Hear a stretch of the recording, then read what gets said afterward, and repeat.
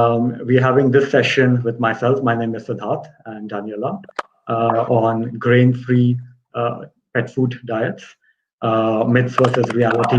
Everything a pet parent would like to know. We would at least some of the key elements we would try to cover today about grain-free pet foods. At any point of time, please feel free to type in comments, questions, or reach us out separately as well. I'll give our contact information separately at the end of the session. So, like I said, my name is Siddharth, I am the founder of Wagon Love Pet Food. I'll just give a very brief background about myself and introducing Daniela, and then we'll jump in straight into some interesting discussions.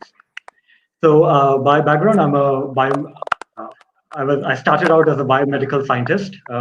From my undergrad was in from the IIT Guwahati, and then eventually I moved towards the oil and gas industry. So I did my master's from Texas A&M, became a petroleum engineer. During the different points of life, sort of postings in different countries. As part of our family, we adopted Puchki, who is a pug, as a family member. She's still with us, fortunately. She's given us huge joy, and we're really blessed to have her. But one of the concerns that we observed very early on with her was that she was suffering a lot from food-based allergies. And she had rashes all over her body. She used to itch a lot, and it became so severe that they used to bleed. We had put her on steroids. We'd given her all sorts of medications, treatments. Nothing really seemed to help. But this was in 2016. And back then, me and my wife, we then set out on this journey to try to understand really, what is causing this as pet parents, as a lot of us would do to try to, relieve the condition of our furry babies. We met a lot of veterinarians. We studied a lot. We studied a lot about food nutrition, canine nutrition, as general pet parents could do. And we realized that holistic treatment in a number of different ways was something that was required for her. And one of the elements of that was the right diet for her. So with that, learning and realization back in 2015, 2016, we embarked on this journey to start Wagon Love, to sort of offer a natural, healthy pet food option to millions of other pet parents in India as well who might be suffering from similar conditions. So that's a bit about myself and about Wagon Love. Introducing Daniela. Daniela is is a renowned pet food nutritionist based in Netherlands. And Daniela, if you can, just share a bit about your background as well, please. Thank you very much, Sid. One remark concerning the sound. The sound when we started was much better than it is now. I don't know if it's just an issue with my microphone, but I can't hear you. I can hear you, but there's some background. Okay, maybe I'll just, maybe I'll just go. No, you said on mute. You're on mute, Yeah. but I will start with the introduction. Perhaps then it is better with the sound. So yes, sure. Thank you for joining us. I'm Daniela. I'm a nutritionist in the Netherlands. I work for now for 10 years in the pet food industry. I started working at a small private label company in the south of the Netherlands. I worked at the R&D department. So I was involved with new product development, developing new recipes, but also giving technical information to our customers. Then I switched to another company in the byproducts, in the wet pet food, where I worked for 1.5 years, and now I'm working for 5 years at Jonker Pet Foods, which is also a private label company in the south of the Netherlands. And there I'm also involved in the development of the recipes, technical questions, giving presentations, and also helping customers with the development of the bags. And today we're going to tell you something about grain and grain-free pet food. Yeah, indeed. Thank you, Daniela. So I think we can indeed start the discussion. We have quite a few viewers now, and please feel free to add your comments and questions at any point of time. Yes. I do see some comments coming in. Very well. For you, I don't know if you understand. If you do understand me very well, and also there's no background, but for you there's some disturbance on the line. Okay, I think your voice is coming in fairly clear. Let me just.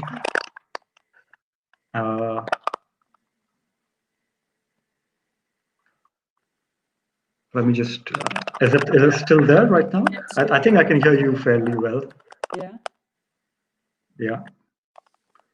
So maybe we can continue, and if it becomes a bit challenging, then yeah, I'll try to. Yeah. I'll maybe try to move to a headphone or something. Yeah. Yeah.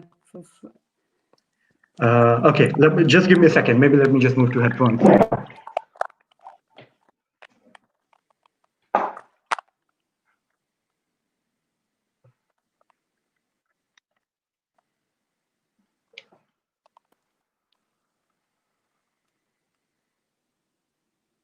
There's no sound.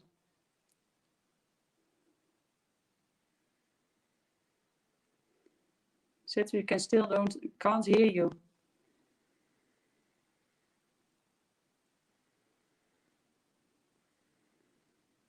The sound was perfectly for you all to know before we started the live session, but at this moment it's lacking a bit.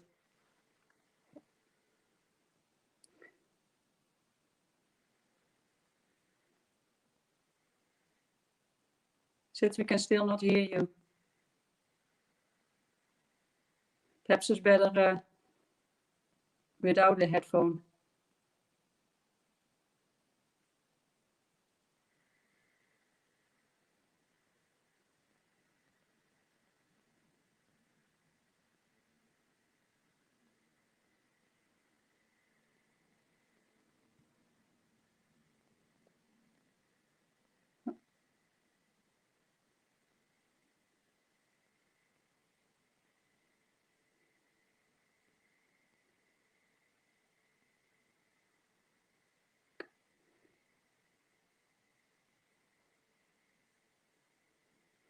Okay, Sid is not here at the moment. Hopefully he's quickly back. I can give you a brief introduction of Positive Pet Food. So we started 3 years ago also in the cooperation with Siddharth with the development of Positive Pets. They wanted to have a line in comparison with the support of the health of the dog as much as possible. So for instance, also all products have to be grain-free. There should be one animal protein source in the products with fresh meat and also the same animal protein source. And also the inclusion of some functional ingredients to help support the health as much as possible. And that's a sort of the background information for the Positive Pet products. We launched it 3 years ago, where we went also to all big Indian cities, and we discussed the products also with some veterinarians and also with some pet shop owners. And then the launch was very successful. Where a chicken-based product is included, a puppy, an adult, and also salmon-based products. And at this moment, things are going very well, also with the support of the Positive Pets team, of course. I hope also that Sid will be back quickly. Otherwise, I have to do the presentation on my own, which will be possible, of course, but we also had to cut some slides to show you, especially, for instance, also on the specific topics in regard to, for instance, wolves versus dogs and their evolution. So quite some people think that still the dog is the wolf in regard to their nutritional needs, which is, of course, not anymore totally true. In regard, for instance, also of the function of dogs as their household dogs, their companion animals. We see ourselves also as pet owners. And the wolf is more based on the species survival and not so much on the animal per se itself. So that's also, there's a difference in regards to the feeding nutritionals of wolves and dogs. So for instance, wolves also do need a higher protein content in their diet, as they have to breed them, of course. And when breeding, the higher protein content is needed also.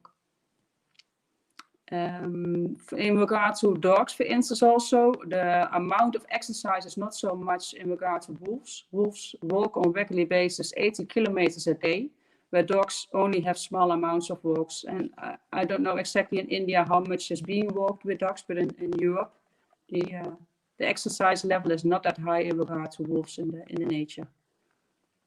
Sid is back again. We see him, but do we hear you also? Yes. Can you hear me now? Yeah, I can hear you. Okay. Right. Okay. So, I started in the meantime a little bit sit on the introduction of positive pets. And yes, then also sure. a little part on the difference between wolves and dogs in regard to the nutritional requirements. Right. Sure. Great. Thanks, Daniela. Please go ahead. And meantime, I'll share some slides as well. Yeah, I Thank was you. with the slide of the. I don't know if you want to proceed also with Wagner Love a little bit more.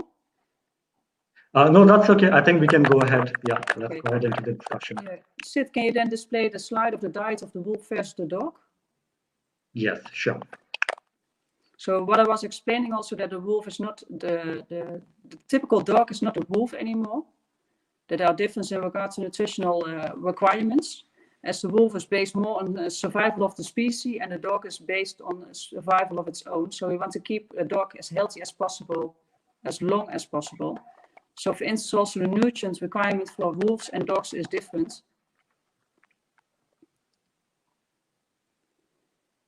And we have also seen that the amount of this slide. What you see here is that in the wild, the energy coming from proteins and fats is high in regard to when a dry pet food is being preserved. So for instance, a wild wolf would eat approximately on energy basis 54% of proteins and 45% fat. When a dog has the own possibility to eat what it would like, then the amount of energy coming from protein is 30%, from fat it's 63%, so they like fatty foods, and also the carbohydrate content coming from the energy 7%. And a typical dry food, you see that the amount of carbohydrates is much higher. So it's 49% of the energy of dry pet food is coming from the carbohydrates, which is more in regard to what the wolf would eat in nature and also of self-selection. Yeah, thanks for that, Daniela. Because indeed, I think one of the main questions here I had is we hear a lot about, dogs being descendants of wolves, and hence, how should their meal patterns be, whether they are completely carnivores or omnivores, or recently I heard a term obligate carnivores. And so I think there's always this bit of a, question or doubt of how do their meal behave, how do their, meal behaviors or their requirements differ from the wolves. So yeah, thanks for sharing that. Okay, so I think the next set of questions I have is around the intake of carbohydrates for pets, for dogs in particular, and something around, can you talk a bit more about what are the different carbohydrate sources? Why are carbohydrates included in the meal of a dog? Are all of these carbohydrate sources digestible? Are they equally good? And are there any concerns with any of them? Are there medical conditions such as diabetes or allergies that may be related to some of these sources? So you want to ask the several questions now at one time, Sid, or not? Yeah, sure. So yeah, sure. So maybe we can touch upon moving to one of the reasons why grain-free foods are considered is because of the difference in carbohydrate sources. So let's talk a bit about carbohydrates. Yeah, what are the different sources of carbohydrates in a dog's food, and if you can talk about them being equally digestible, or what are the differences between them? Yeah. Then I think it's good to start from the beginning. So in regard to dry pet food, we use carbohydrates. That can be indeed cereals, but it can also be vegetables. We use carbohydrates in dry pet food as a glue, some sort of a glue in regard to what is being used in pet food to stick the kibble together. Carbohydrates, the main component is starch. So Sid, when you go back to the slide before, yeah, you see, for instance, also that the starch capacity of wolves and dogs is different in regard to what they can digest. Wolves in the beginning are not that well capable of digesting starch. As dogs have evolved also during the centuries they are living now also, and they are fed with dry pet food for a couple of years, but also mainly the starch component in their diet increased when they lived together with humans. Their capacity of starch digestibility increased. So on this slide, you can see, for instance, also that wolves and dingoes do have a lower starch capacity of the digestion part in regard to the several species of dogs or breeds of dogs present now. So dogs are far more better capable of digesting starch. That's also what you see, of course, when we produce pet food and we analyze also the starch digestibility, but also several scientific studies performed on the digestibility of starch. And you see on the next slide, where it has been evaluated, that a couple of starch components, such for instance as peas, sorghum, but of course also main components like corn, rice, that the starch digestibility is high when it's properly processed. So the average starch digestibility is above 89%, which is very high. Right, that's interesting. That's actually very interesting. So what this previous slide shows is that while dogs are descendants of wolves and maybe they share a lot of similarities, but one thing that has changed is their ability to digest starch and hence the requirement for carbohydrates, if I understood that correctly. Yeah, that's correct indeed. And of course, you need to properly process the starch. When you give unprocessed cereals or unprocessed or uncooked vegetables, then starch digestibility goes down. And when you have a high amount of undigestible starch, they also have a low feces consistency. Right. So proper processing is also very important. Right. So between the different sources of carbohydrates, we're showing some different sources here, and I guess there are a number of other sources as well. Do we then tend to have a preference for certain sources as better digestible or less prone to diseases such as diabetes and allergies? So when you look at carbohydrate sources, there are a couple of reasons why you select, for instance, some in your recipe or some you want to eliminate. So in regard, for instance, to barley, in my point of view, it can be used in dry pet food, but I would not include it that much, above, for instance, 20%, because it also has a higher crude fiber content and it can also have an effect on your feces consistency. In general, when you use cereals, most commonly corn and rice are used. You can also include wheat, for instance, which is also highly digestible. But there can be a case, of, for instance, also of an intolerance or an allergy against wheat. And we'll come also back on that later. Right. Okay.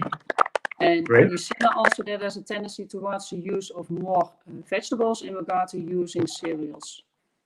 That's right. The next part. Right. Okay. So indeed, so then something that you would like to share about between indeed the correlation of carbohydrates and diseases such as diabetes?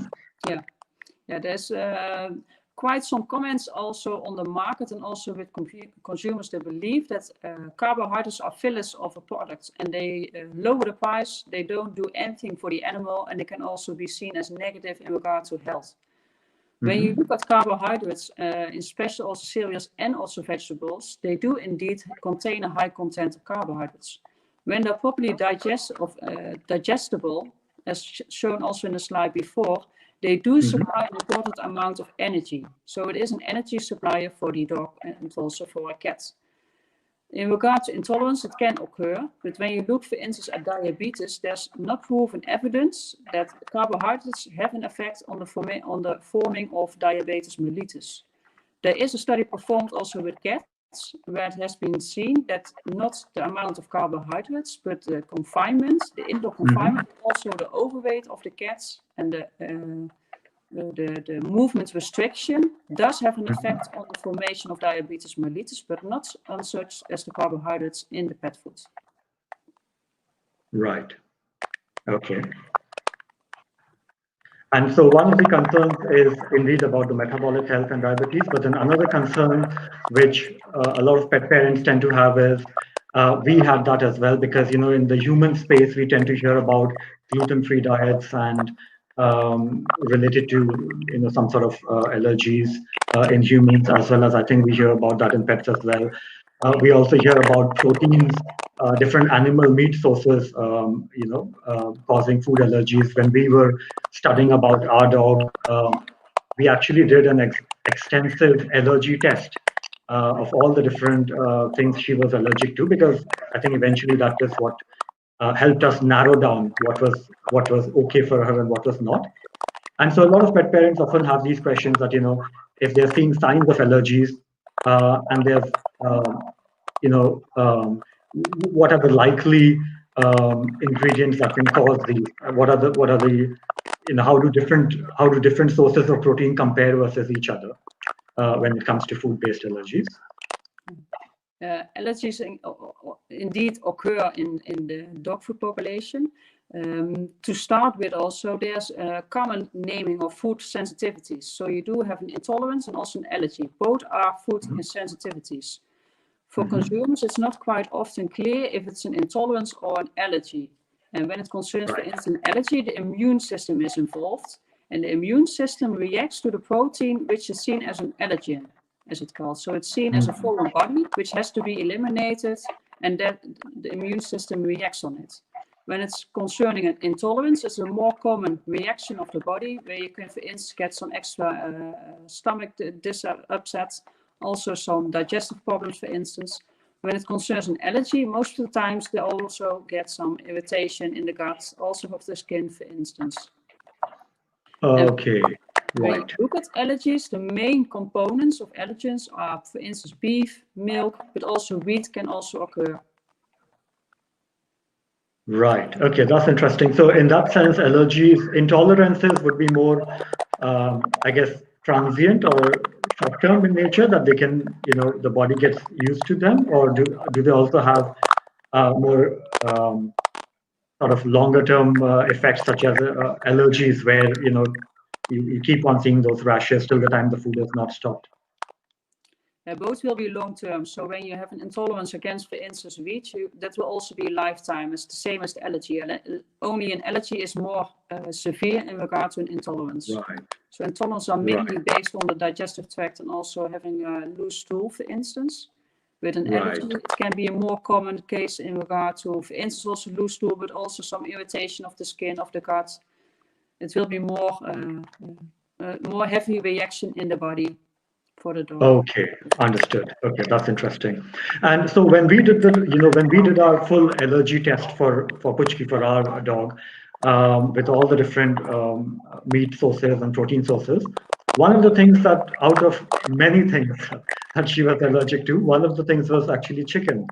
And typically, a lot of the common habit, I think, the common tendency for pet parents in India, as well as I think maybe elsewhere as well, is to feed dogs either cooked chicken or a pet food that contains chicken. But once we learned that, we had to move to a pet food that was either lamb-based or salmon-based. In our case, we actually came up with our own recipes of salmon-based pet food. And she's been on it throughout, and it's obviously made a huge difference to her. But can you share a bit about, what makes salmon special in that sense, from some of the other ingredients, in terms of being, beneficial or rather less risky towards allergies? Yeah, of course.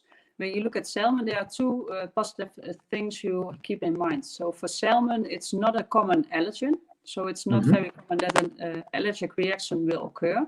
And the second thing also of salmon, especially when you use, for instance, also fresh salmon in combination with salmon meal and salmon oil, is that it has a high content of omega-3 fatty acids. And it has been seen that a high content of omega-3 fatty acids helps support also in regard to inflammation reactions. So it helps suppress the inflammation reaction and to make it less as it is at the moment they are not feeding the salmon products. So it's from two sides. Right, understood. Okay, so it's the omega. So one, it is naturally less allergenic, and secondly, the high omega-3 helps maybe suppress or mitigate allergic reactions. Yeah, indeed. Okay, great. And so in that sense, actually, salmon oil is probably quite beneficial as well, if that's added or already present in the meal. Yeah, indeed. Right. Yeah, but it's also important in the diet, of course, is that you have a selected amount of ingredients. So a selected amount of carbohydrates and also of the protein sources. And an allergy is always based on the protein. It's not based on the fat part, not on the energy part, not the carbohydrates. It's always based on the protein part. Right. Actually, these are really interesting two things that you mentioned, because one about allergies only coming from protein sources, because it's very interesting. A lot of times we hear that this product has, for example, chicken fat, and the dog is allergic to chicken, so is that going to be a concern, or is a particular fruit or vegetable going to be a concern? Now, I understand maybe they have trace amounts of proteins as well, but what you're mentioning is that primarily the allergy is a source of the protein source. Yes. And right, okay, so that's very interesting. Yeah. Right. Okay.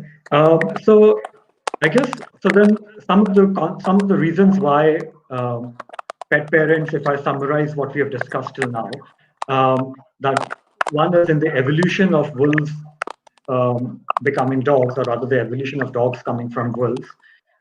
They do maintain some traits, but then they have also developed in many ways. And one of the ways that they have developed in is their ability to metabolize starch and carbohydrates because of the genetic changes, right? So dogs have a greater ability to digest starch and carbohydrates, and hence a high requirement towards carbohydrates. And then when it comes to sources of carbohydrates, there are obviously grain-based sources, and there are vegetable-based sources or other sources of carbohydrates. And a couple of things that we mentioned about was, how certain diseases such as diabetes or allergies can be linked to different ingredients. So allergies more towards the source of protein, whereas I guess diabetes more towards the source of carbohydrates, right? Right. Okay. So then we can now come to the question of, so why grain-free?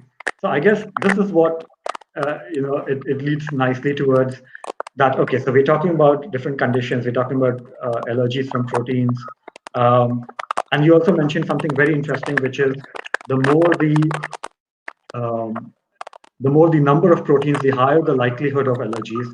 Makes sense, because yeah, if we have 5 or 6 different proteins from this list, then the chances may be that the dog is allergic to one of them. And that's why maybe a single animal meat protein tends to reduce the chances, because you at least know that it's just coming from just one animal protein. So the likelihood reduces as well. Understood. So now moving towards the concept of grain-free. So as I understand, grain-free foods are beneficial in cases where either the metabolic response coming from the carbohydrate used can be a concern, and hence vegetables are used as a substitute to grains for the carbohydrate source, or allergies, where we are also seeing that some grains such as wheat, or even some other sources of carbohydrates such as soy, they also have the tendency of protein ingredients that are added for their protein contribution can also cause allergy. So these two things together, I think, then raises the question of what is the benefit of grain-free foods, or why would someone move towards grain-free food? So can you share a bit about, so a bit more about now grain-free foods, and why, in what ways are they helpful, and in what conditions are they helpful? Mm-hmm. In regards to, for instance, also the carbohydrates, we use cereals as they are less expensive in regard to vegetables. But of course, commercially, it's more desired to go away from the inclusion of cereals and more using vegetables. So consumers have the belief and also have the way of thinking that using vegetables in regard to cereals is better, in regard, for instance, also of the mycotoxins, the aflatoxins present in grains, which are not present in vegetables.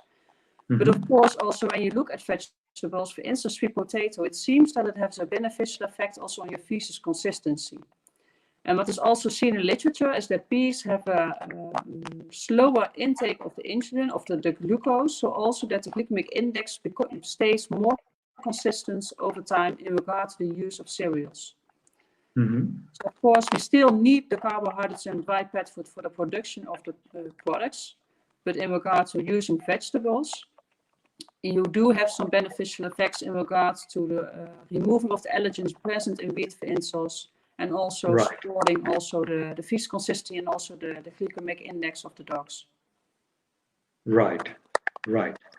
So those are some of the with the stool consistency or the insulin response or the metabolic health, in addition to the likelihood of allergies, these are some of the other benefits which can come from using vegetables as carbohydrate sources. Yeah. Right. So what about so these are some of the benefits, and I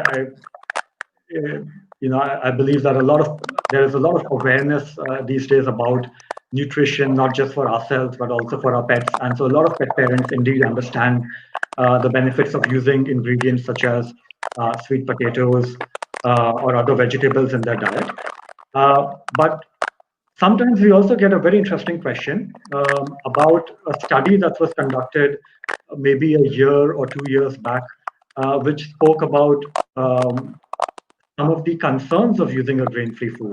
So I think it was focused about using peas as an ingredient or lentils as an ingredient and how it causes some issues related to the heart. And so suddenly there was a lot of, worry in a lot of pet parents I know about feeding grain-free diets. Yeah. So anything you would like to share about that study? Yeah. I've of course also followed the information coming from America.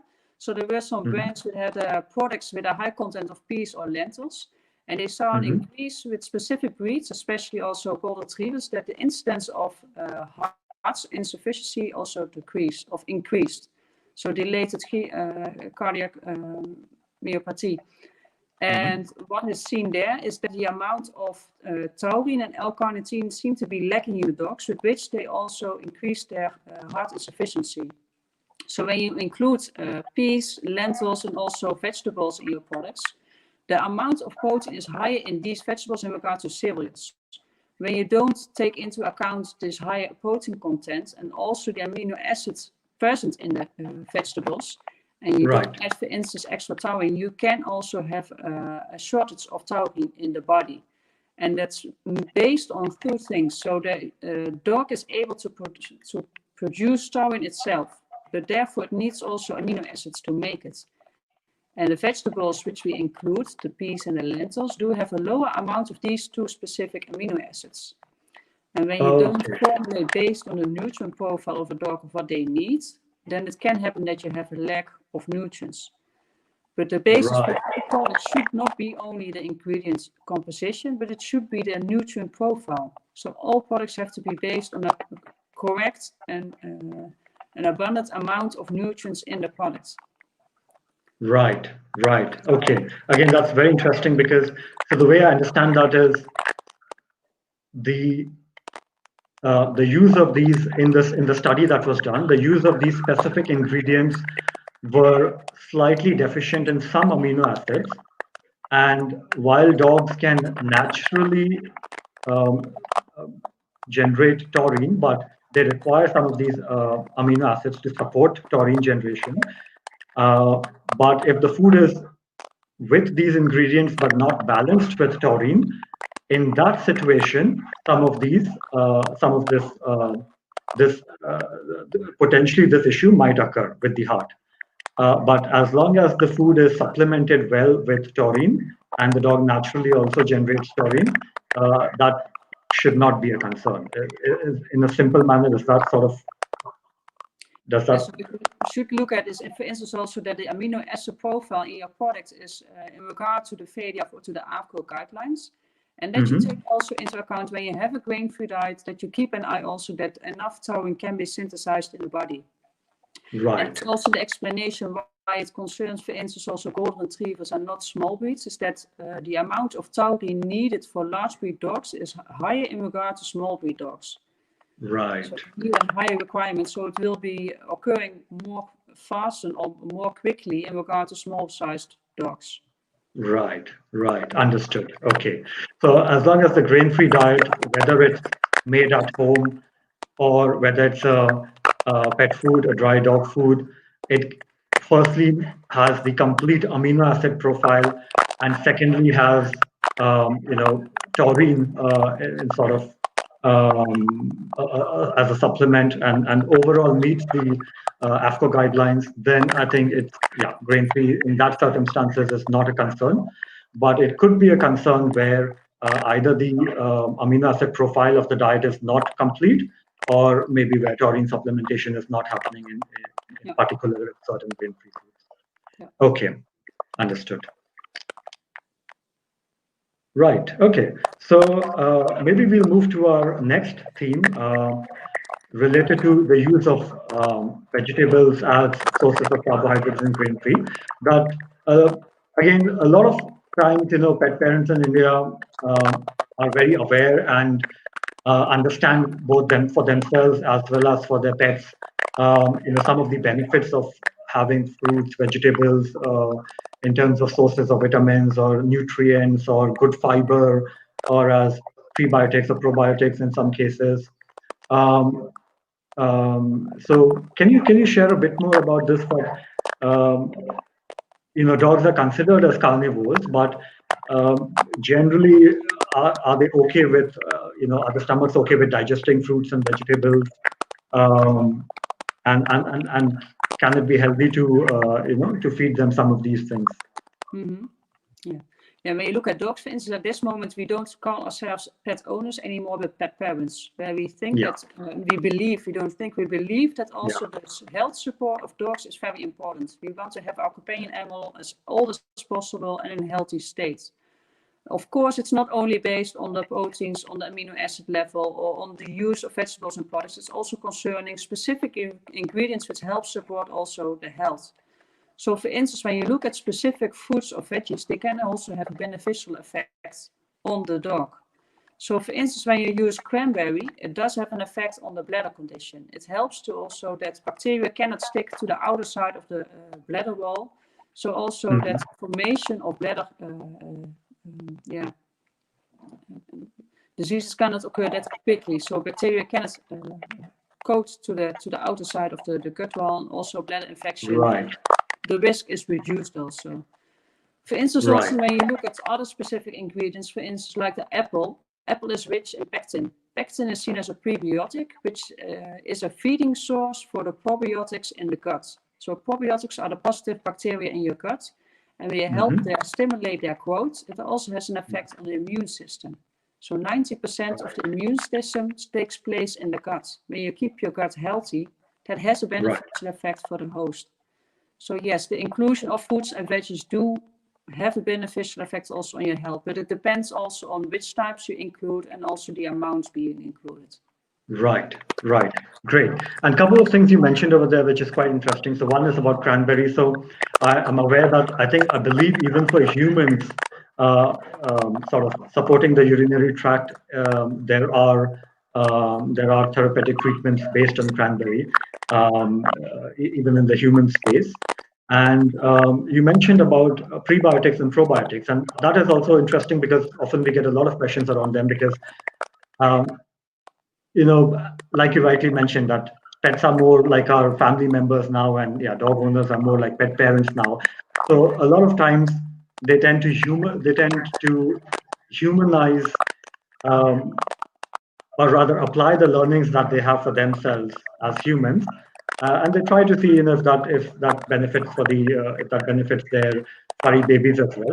So probiotics have become quite popular. People understand. People are very aware now about how it helps the gut health and how it helps the digestion.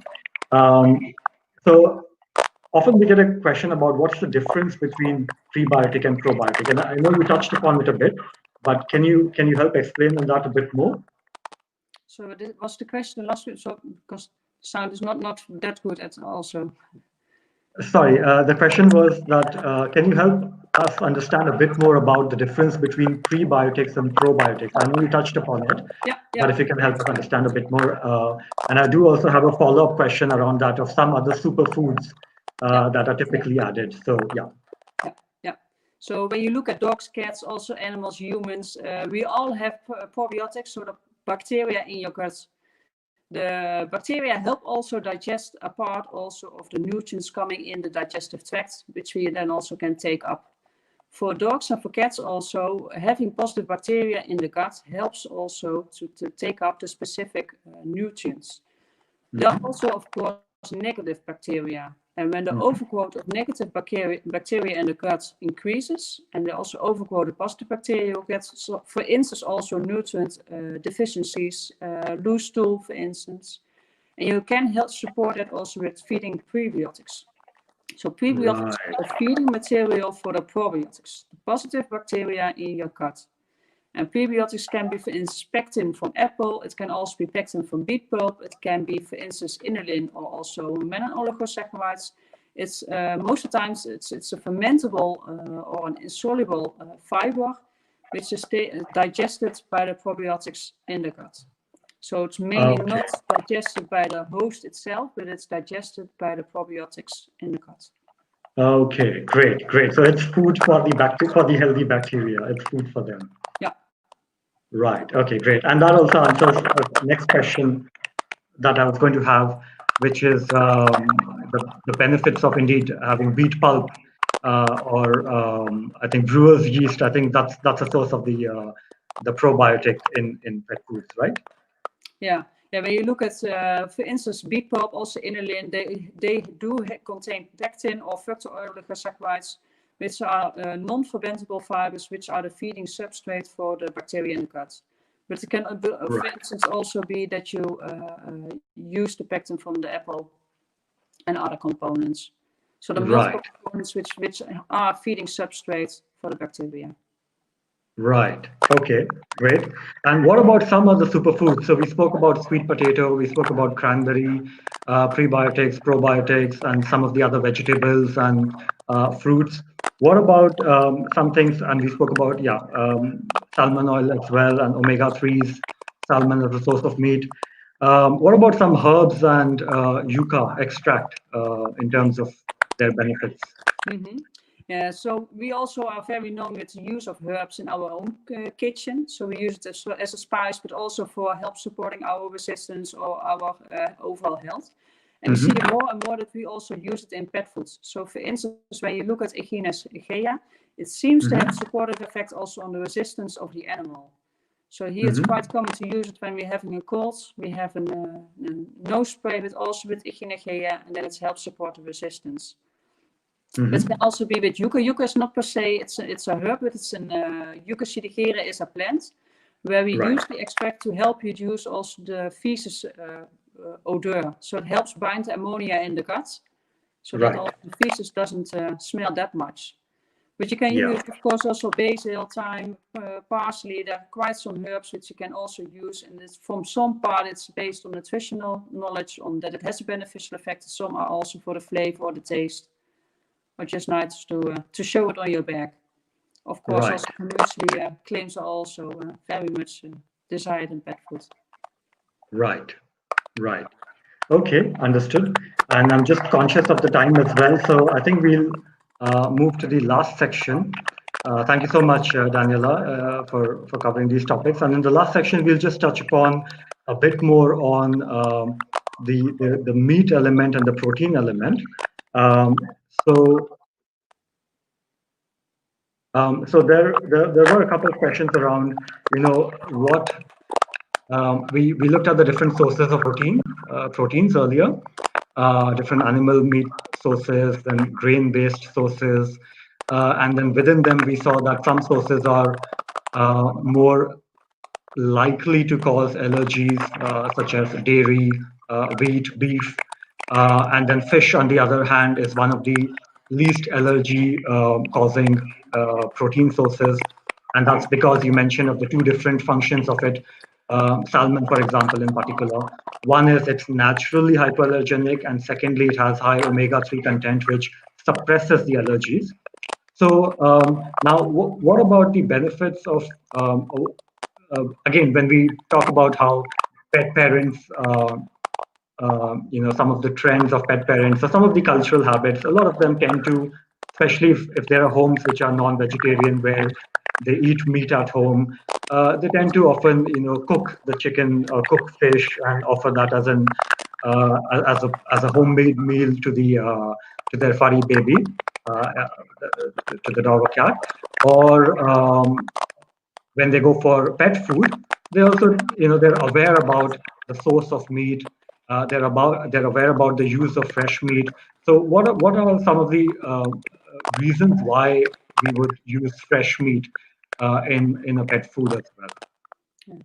And when you look at a typical pet food on the market at this moment, it contains animal protein meals and not per se fresh meat, for instance. And there is a difference in regard to fresh meat and animal protein meals. So for fresh meat, it concerns also only the skeletal muscle and not the byproducts such as the organs or the skin or the bones. So there's a difference. So fresh meat is only skeletal muscle, and of course it's also not heated before the extrusion part. So when I look at our factory, we process the fresh meat as it's being delivered between the 0 to 7 degrees and also within 24 hours. When you use an animal protein meal, it's also processed before, where it is a combination of fresh meat part, which is also heated and processed with the byproducts, also a part of the mineral. In my point of view, a combination of both is most desired, and also because protein sources of animal origin are most digestible and also taken up more in the body in comparison with vegetable proteins. And that's the same also with the mineral part. Minerals from animal origin are better taken up in the body in regard to vegetable minerals. Right. Going back to the fresh meat, so it only includes the skeletal muscle. It's not heated before the production process. We process it also within the 48 hours or 24 hours. And it's always human grade. So all animal products we use are meant for the human consumption, but we don't use them as such as they're commercially not desired to eat them. Right. So that's also the main benefit then of the fresh meat is the less heating of the animal proteins. So also the animal amino acids become better preserved. And my point of view, when you have a high amount of fresh meat, it also has a positive effect on the palatability and also on digestibility, as the heating process only takes place once and you have a fresh material where you can store, for instance, an animal protein meal for 6 months before it's being used. Right. And you touched upon an interesting word, which is bioavailability. Again, we hear about this word a lot. I'm not sure if everyone understands it. So maybe can you help explain that a bit more of what is the bioavailability of a protein? And because it's a very interesting question we get all the time that, people look at, particularly when we're talking about different commercial pet foods. Typically, people mostly only look at the percentages, whether it's 28% protein or 30% protein or 25%. And that's the primary way of judging whether the protein is sufficient or adequate for the dog. But the bioavailability of the protein, I think, is a second deeper level concept. And so can you help us understand about that as well? Yeah, that's of course not only with protein, but when we calculate a recipe, for instance, we calculate it as being the nutrients present in the recipe. We don't calculate at that moment also the bioavailability, but what we take into account is that the amount of nutrients is always above the nutritional requirements of the dog and also of the cat. So we keep in mind also that the heating process which takes place does have a negative effect also on your nutrient availability, of your bioavailability of the nutrients. Right. We have to take into account also, of course, the origin of the protein. So when it's from vegetable side, we will include more protein in regard to when it's coming from the animal part. Right. It's also taken into account. So in general, the bioavailability of animal ingredients, the nutrient level is better bioavailable in regard to plant material. Right. Because I think somewhere and more in the human space, I was reading about, the bioavailability of different protein sources, and I think the highest bioavailability of any protein source, correct me if I'm wrong, is actually eggs. I think it's almost like 99% or something like that. That almost the entire protein content is actually available for consumption by, or rather, intake by the body. Yeah, we performed, for instance, also an analysis of an external product, an external lab, and we saw that with the salmon product, the bioavailability of the protein, so the pepsin digestibility was above 90%. But when you use, for instance, a general meat and bone meal in the lower segment products, then the bioavailability will be much lower. So it's also related to the general analysis of the meal being used or the fresh meat part, but it's also related to the not only to the protein itself, but also on the composition of the products. When you have, for instance, a high content of good fiber in your products, the digestibility will also drop down in regard to the protein digestibility, fats, and also of the carbohydrates. So it's not based on one animal's protein source or one ingredient source, but it's also based on the entire composition and the recipe. Right, absolutely, and that's an excellent point. And I'll, considering the time, I'll sum it up at that. That indeed, it's about the entire profile of the ingredients that we have to have nutritionally complete, nutritionally balanced diet.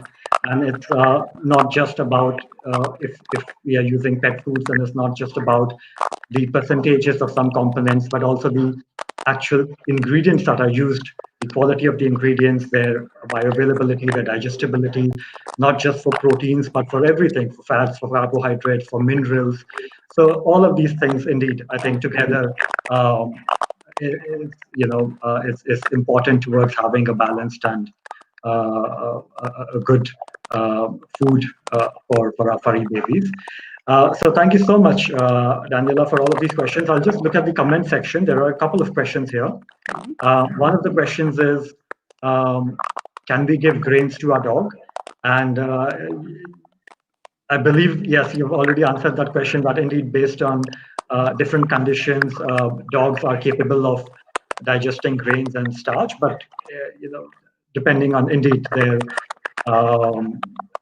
they might be prone to allergies with certain grains, or vegetable-based carbohydrate sources may be beneficial in certain cases where it comes to metabolic health related to grain-based sources. But it just depends on, if the dog is having a particular condition or not.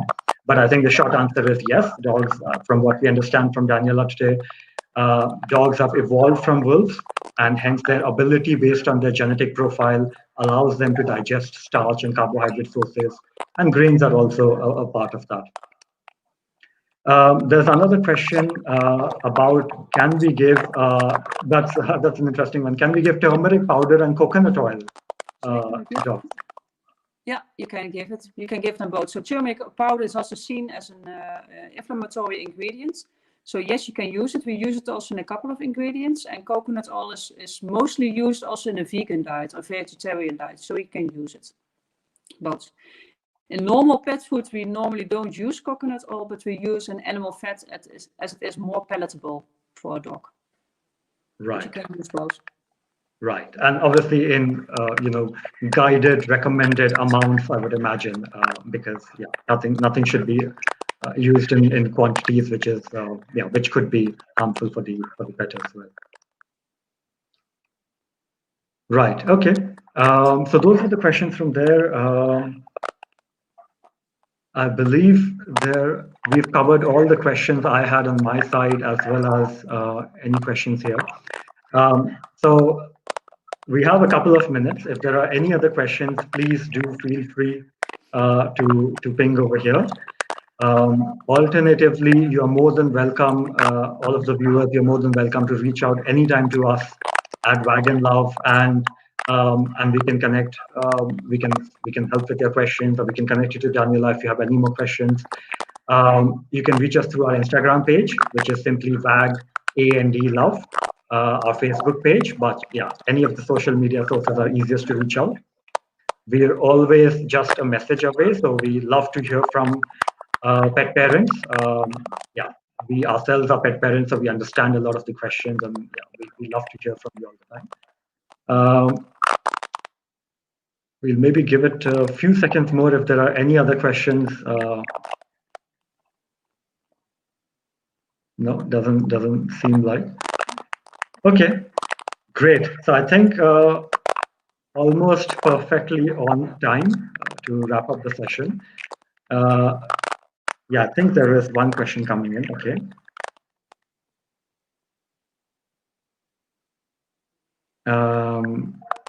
I think the question is from Mala. The question is more around the usage of any cream. So Mala, here the focus is more, I think, in this presentation around nutrition and food, and because Daniela is a nutritionist, so I don't think she would be able to answer the question around the medical treatment part of the use of a particular cream that you're referring to. Yeah. On that note, thank you so much, Daniela, and thank you so much, everyone who's joined us at different points of time for this presentation.